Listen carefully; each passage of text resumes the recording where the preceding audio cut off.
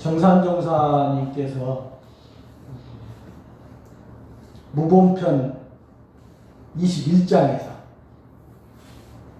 이 군에 살면서도 공부심을 다 놓아버리고 사는 사람을 보면은 그 사람들의 과거 업장이 얼마나 두터운가 민망스러운 생각이 나며 생사의 이치와 제국의 이치를 생각할 때 한번 깜짝 놀랄 일이로되 이 법문에 들어와서도 아무 생각 없이 생활하는 사람을 보면 오직 불쌍할 따름입니다. 그 말씀을 하셨습니다. 저는 이 법문 말씀을 늘 새기면서 나는 과연 불쌍한 사람인가 아닌가 또는 정산종사님께서 생각하시는 깜짝 놀라게 그런 사람은 아닌가 또는 민망스럽게 정산종사님을 좀 하는 그런 사람은 아닌가 생각을 해봅니다. 우리가 원불교에 들어와서 원불교 법안에 살면서 공부심을 놓아버리고 아무 생각 없이 사는 사람들이 참 많은 것 같아요. 그 공부심 없이 살다 보면은 세월은 또 그냥 가고 그런 것 같습니다. 공부심이라고 하는 것은 무엇인가 하나라도 알아가고 배워가고자 하는 그런 마음을 이제 공부심이라고 하는 거예요.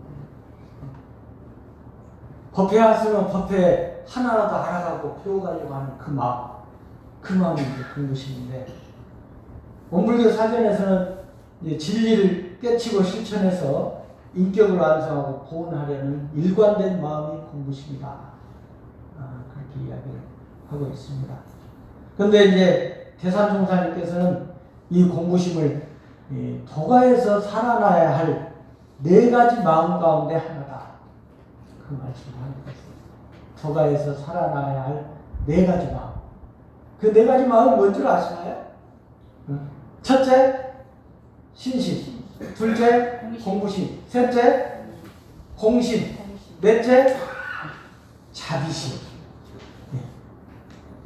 우리가 이렇게 교당에서 다니면서 살아나야 할 4가지 마음 가운데 하나가 뭐예요? 공부심이다.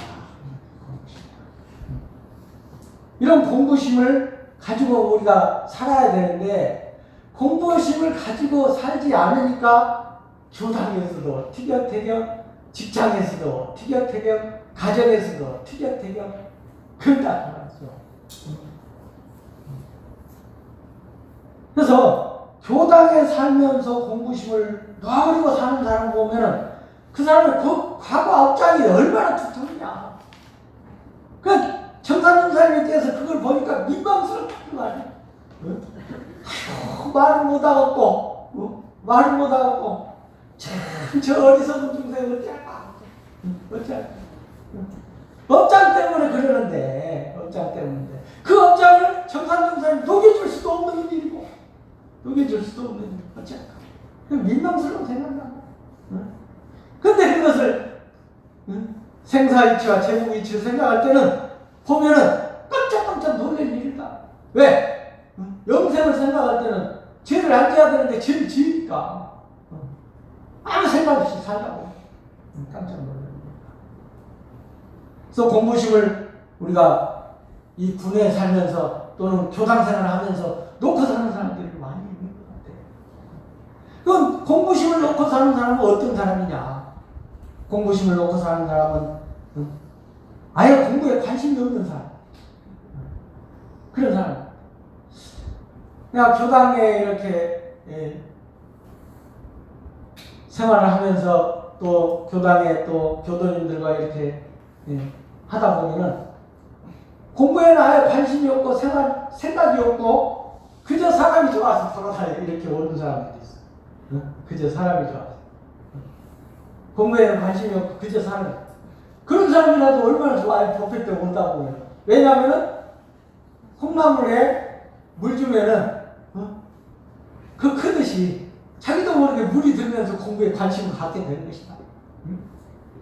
근데 이제 교당 생활하면서 아예 공부에 관심이나 생각이 없는 사람이 있는 사람이다. 그런 사람이 공부심이 없는 사람이고, 두 번째로 공부심을 놓아버린 사람은 어떤 사람이냐? 공부심을 관심을 갖기는 하는데 공부에 대한 생각을 수시로 놓아버리고 사는 사람.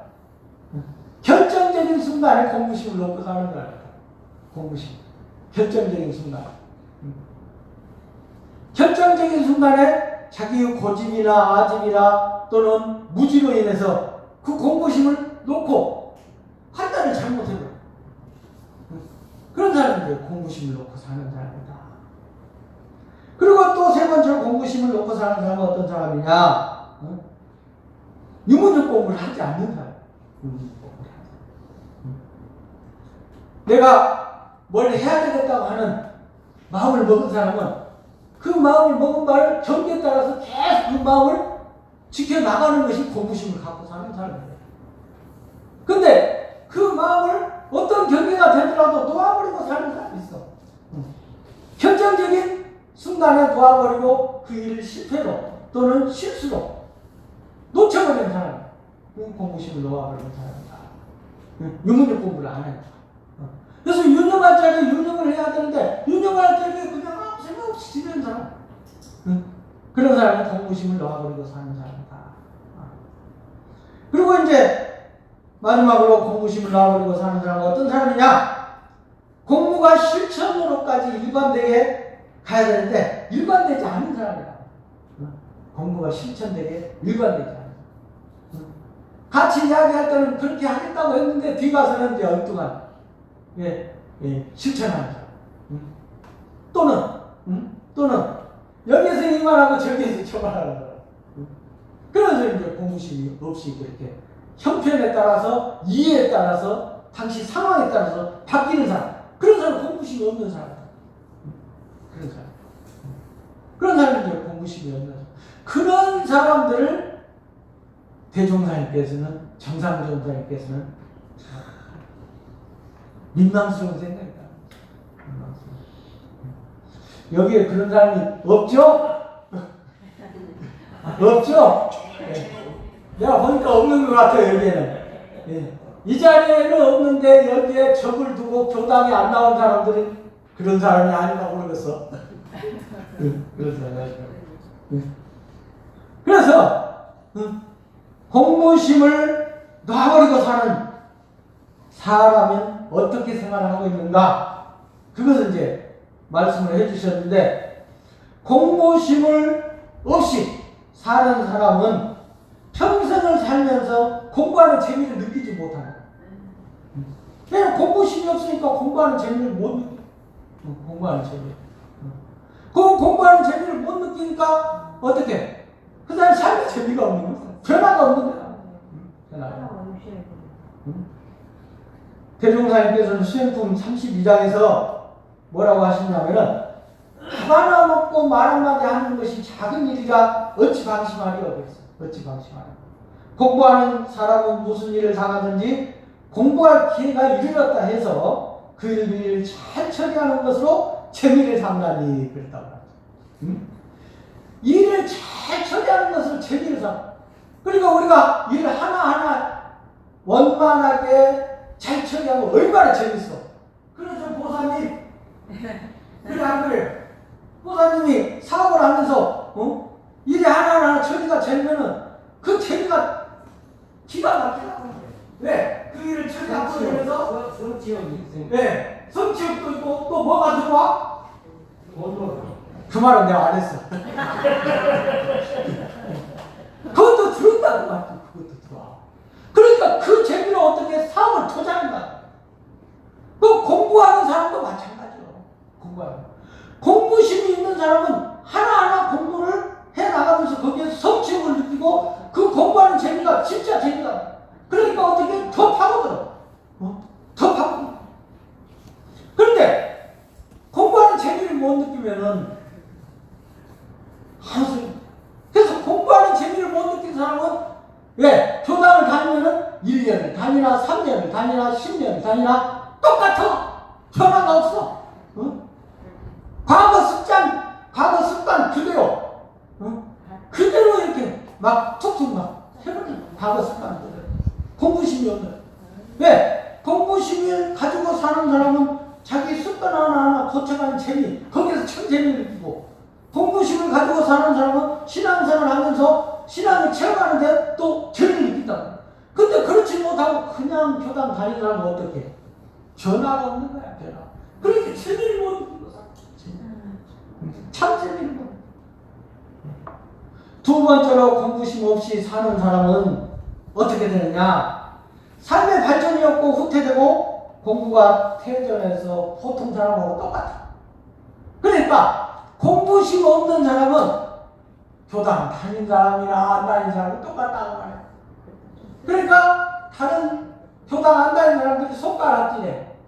아이고 저 교당 다녔는데 왜 이 세속 사람보다 못하다냐. 공부심이 없이 마음을 쓰거나 공부심이 없이 행동을 하거나 공부심이 없이 말을 함부로 하는 사람한테는 손가락질을 하게 되는 것이다. 손가락질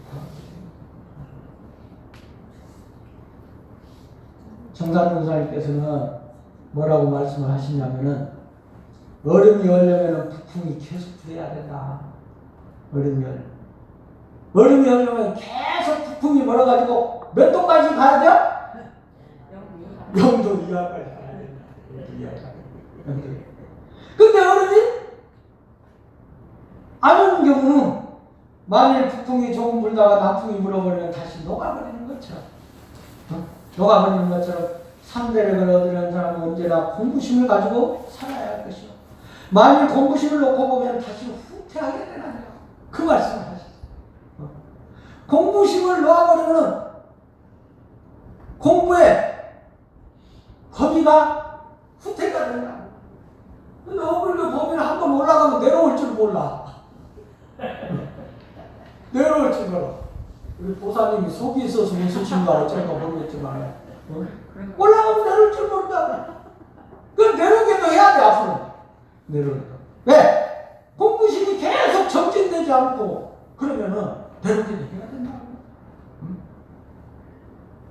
그래서 만일 공부심을 놓고 보면 다시 후퇴하게 된다. 후퇴하게 된다. 그리고 또 대종사님께서 뭐라고 하시느냐? 출가 이상이야 불퇴전이 된다고 하셨는데 그 자리에 계속 머무를 것이 없는지라 불퇴전에 오르신 부처님도 공부심은 여전히 계속되어야 어떠한 숙력 경계에도 그 마음이 물러나지 않는다. 그 말씀을 하셨어. 부처님도 공부하지 않으면 어떻게? 엘리베이터 타가지고 1층으로 내려버린다고 말이에요. 공부를 하지 않으면 1층으로 내려가. 대산정단이 뭐라고 하셨느냐? 아무리 열애라 할지라도 공부심을 넣으면 결국 보통 사람과 같이 된다. 공부심을 넣으면 보통 사람과 똑같이 된다. 똑같이. 그러니까 공부심이 없이 사는 사람을 대종사님께서는 정사정사님께서는 얼마나 민망하겠어. 깜짝 놀란다. 깜짝. 그리고 세 번째로 공부심이 없는 사람은 어떻게 되느냐? 교만하고 자만해서 재앙과 화를 불러들이기 쉽다. 공부심이 없는 사람은 교만하기 쉽고 자만해지기 쉽잖아. 내가 보면 실수를 하고 또 신뢰를 범하고 또 잘못을 하는 사람들 보면은 되게 공부심이 없는 사람들이 많아요. 공부심. 계속 자초들이 자초. 그러면서 이제 사람이 이상해져 간다. 대종사님께서는 공부심 없이 사는 사람은 보통 하는 말이라도 촉이 달려나오고 결과를 나쁘게 맺어서 뒷날에 화를 불러오고 그랬어요. 공부심이 없이 말을 하는 사람은 뒷날에 화를 불러댄다. 그러니까 아무 생각 없이 말을 툭툭 던지는 사람은 상처를 주게 된다는 말이죠. 상처를 주게. 말에 뭐가 달려있어? 촉이 달려있다고요. 여기는 가시라고 안 했어. 촉이 달려있다. 촉이 달려. 촉이 달려가지고 뒷날에 화를 불러오라. 네가 그 말했지. 너도 한번 해봐라. 그 말하니까 옛날 생각이 나네. 우리 염정이를 염정이 보는 집에 계신 염정이 어르신한테 제가 하도 욕하고 가는 말이 과야 오는 말이 과요. 오는 말이 과야 가는 말이 곱지. 그런 말 그만 쓰고 하셨거든. 그만 쓰고 꼭 반대로 이야기해요. 그 말에 촉이 걸렸기 때문에. 공부심이 있게 사는 사람은 보통 하는 말이라도 특이 따라 나므로 결과를 좋게 늦어 뒷날에 복이 오나니라. 복이 오나니라. 그러니까 공부심이 없는 사람은 교만해지기 쉽고 자만해지기 쉬워. 그러면서 재앙과 화를 불러듭니다. 그리고 공부심이 없는 사람은 또 어떻게 될까 한번 알아보니까 영겁을 일관하는 소중한 동지가 없어. 주변에 함께하는 사람들이 없어. 공부심이 없는 사람. 왜? 주변에 운동을 안 미치니까. 말을 통해서, 몸을 통해서, 재산을 통해서, 재물을 통해서, 재능을 통해서 주변에 은혜를 안 미쳐. 그러니까 주변에서 사람이 없는 거예요. 그 주변에 있는 사람은 어떻게 하느냐? 주변에 있는 사람은 어떻게 해서든 그 사람 이용해 보려고 하는 사람 보입니다. 공부심이 없는 사람. 그래서 공부심이 없는 사람이 영겁을 일관하는 소중한 동지가 없다. 공부하는 사람이라야 영겁의 동지가 되나니 일시적 사업이나 이해만으로 맺어진 인연은 풀어지기 쉽다. 청산본가께서 말씀하십니다. 공부를 해야 돼. 공부를 해야 나하고 일시적으로 맺었던 인연도 영생의 도반으로 영생의 동지로 만들 수가 있는 거예요. 근데 공부하는 마음이 없으면은 니 그랬어? 너 빠이빠이야. 빠이빠이면은 다음 생에 만나면 어떡해?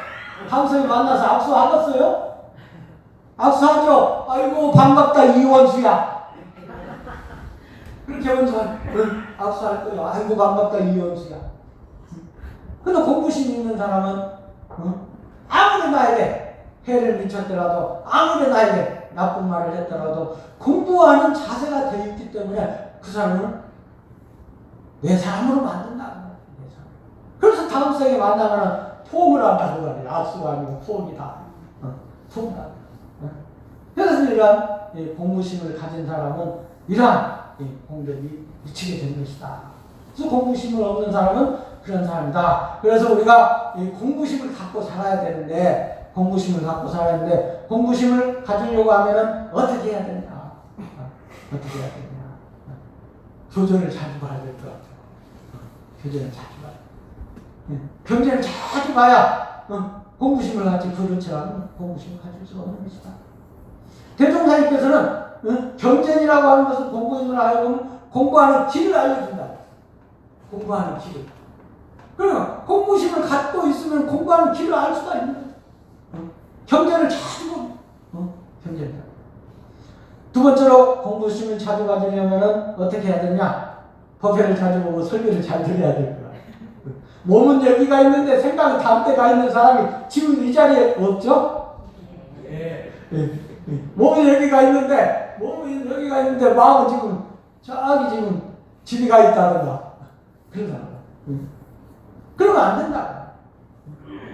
그래서 법회나 야외는 우리의 정신을 양식하는 중요한 특수한 날이다. 그 말씀.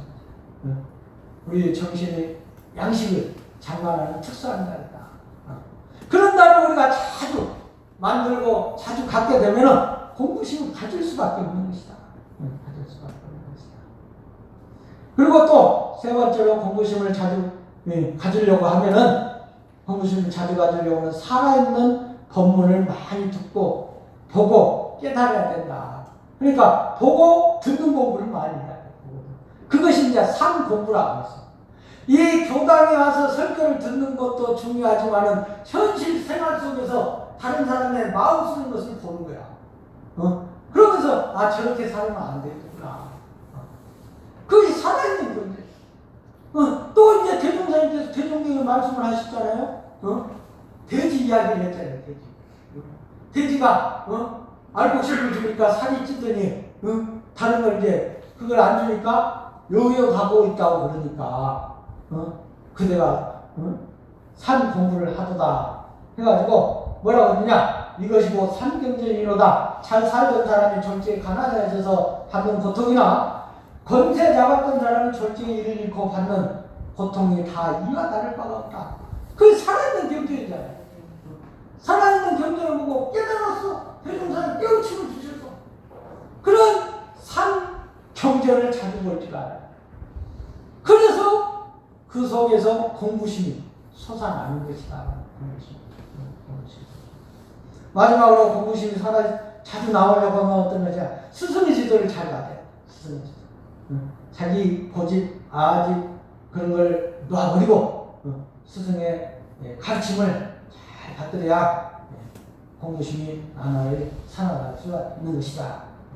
공부하는 사람은 스승의 지도를 잘 받으며 이러한 최대의 불행을 최대의 행복으로 전환시키는 것이 또한 스승의 역할이다 말씀을 하셨다.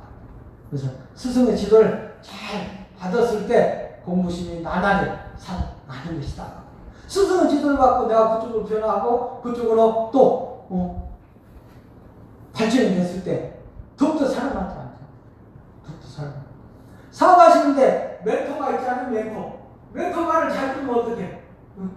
멘토의 말을 잘 들으면 사업이 잘 될 수밖에 없잖아요. 그러면 스승을 더 믿게 되고 또 스승을 믿는 마음이 더 생기고 그러면서 사업을 잘해보려고 하는 마음이 생깁니다.